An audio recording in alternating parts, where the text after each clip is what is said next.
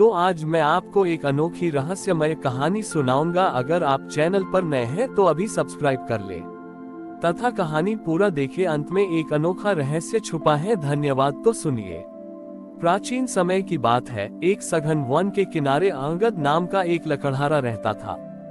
अंगद का पूरा जीवन कठिन परिश्रम में बीतता था, लेकिन उसके मन में एक विचित्र संकोच था। गांव के लोग जब मंदिर जाते तो वे महादेव को सुंदर फूल, सुगंधित चंदन और फल अर्पित करते। अंगद के पास देने के लिए कुछ नहीं था। उसे लगता था कि एक मामूली लकड़हारे की भेंट महादेव स्वीकार नहीं करेंगे। एक दिन लकड़ी काटते समय अंगद का पैर फिसल गया और वो एक गहरी गुफा के द्वार पर जा गिरा। गुफा के भीतर घना अंधेरा था, पर बीचों बीच एक बहुत ही पुराना और उपेक्षित शिवलिंग था, जिस पर वर्षों से धूल जमी थी। अंगद को बुरा लगा। उसने अपने पास मौजूद थोड़ा सा पानी शिवलिंग को साफ करने में लगा दिया। लेकिन जब अभिषेक की बारी आई तो उसके पास न दूध था न शहद। उसने मंदिर के बाहर देखा, वहां केवल सूखे पत्ते और कंटीली झाड़ियां थीं। तभी उसकी नजर अपनी उस पुरानी कुल्हाड़ी पर पड़ी, जिससे वह लकड़ियां काटकर अपना पेट पालता था। उसने सोचा, प्रभु, मेरे पास फूल नहीं है, पर मेरे पास मेरा ये कर्म शस्त्र है। उसने अपनी कुल्हाड़ी को शिवलिंग के चरणों में रख दिया और कहा, महादेव, मैं आपके लिए सुंदर मालाएं नहीं बना सकता, पर मैं इस वन के सूखे पेड़ों को काटकर लोगों के घरों का चूल्हा जलने लायक ईंधन जुटाता हूँ।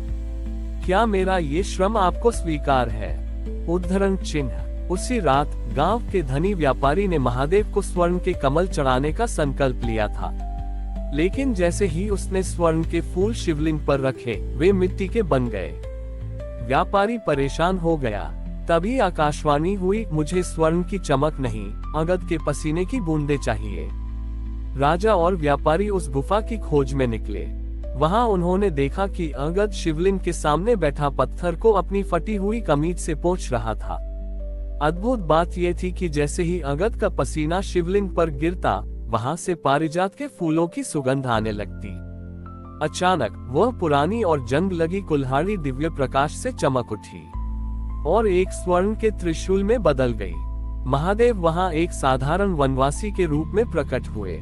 उनके हाथ में वही कुल्हाड़ी थी।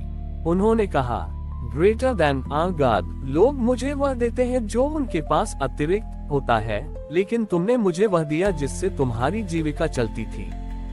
जो अपने कर्म को ही मेरी पूजा मान लेता है, उसे मंदिर आने की भी आवश्यकता नहीं, मैं स्वयं उसके पास चला आता हूँ। Greater than. अंगद को समझ आया कि महादेव को वैभव नहीं, पवित्र श्रम प्रिय है।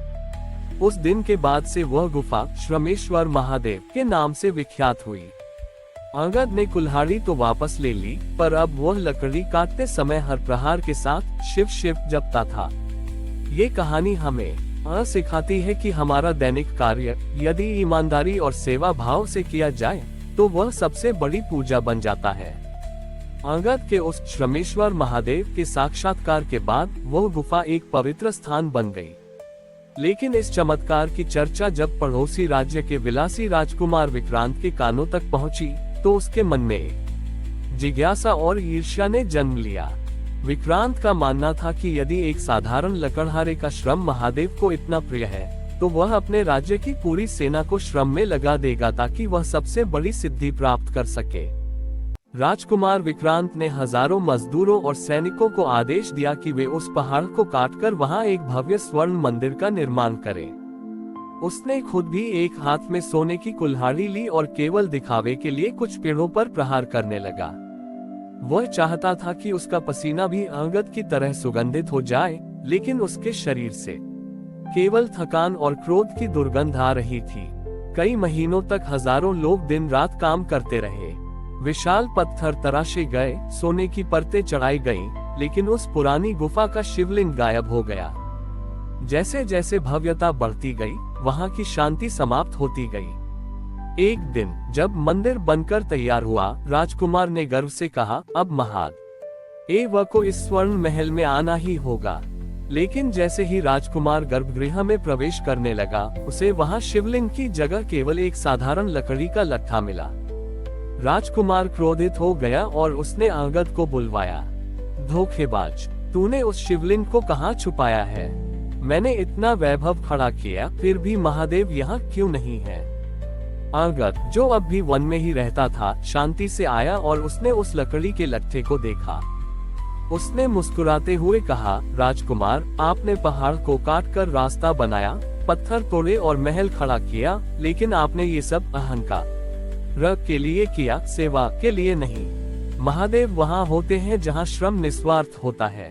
उसी समय मंदिर के बाहर काम कर रहे मजदूरों में एक वृद्ध मजदूर प्यास और थकान से मूर्छित होकर गिर पड़ा। राजकुमार ने उसे अनदेखा कर दिया, लेकिन अंगद तुरंत दौड़ा और उसने उस मजदूर को सहारा दिया। अंगद ने अपनी कुल्हाड़ी उठाई और पास की एक सूखी भूमि पर एक प्रहार किया। जैसे ही उसकी कुल्हाड़ी मिट्टी से टकराए, वहां से शीतल जल की एक धारा फूट पड़ी। जैसे ही उस जल की बूंदें उस प्यासे मजदूर के चेहरे पर पड़ी, वह मजदूर अचानक गायब हो गया और वहां साक्षात महादेव प्रकट हुए। महादेव के कंधे पर वही लकड़ी का लट्ठा था जो मंदिर के भीतर रखा था। महादेव ने राजकुमार की ओर देखकर कहा, ग्रेटर देन विक्रांत, वैभव से तुम मेरी मूर्ति तो बना सकते हो, पर मेरा अस्तित्व नहीं पा सकते। अंगद का श्रम दूसरों की भूख और प्यास मिटाने के लिए था, जबकि तुम्हारा श्रम केवल अपनी प्रसिद्धि के लिए। जो हाथ दूसरों के आंसू पोंछते हैं, वे ही मेरे वास्तविक चरणों का स्पर्श पर आते हैं। Greater than. राजकुमार का सिर शर्म से झुक गया। उसने देखा कि जिस स्वर्ण मंदिर पर उसे गर्व था, उसकी चमक महादेव के सामने फीकी थी।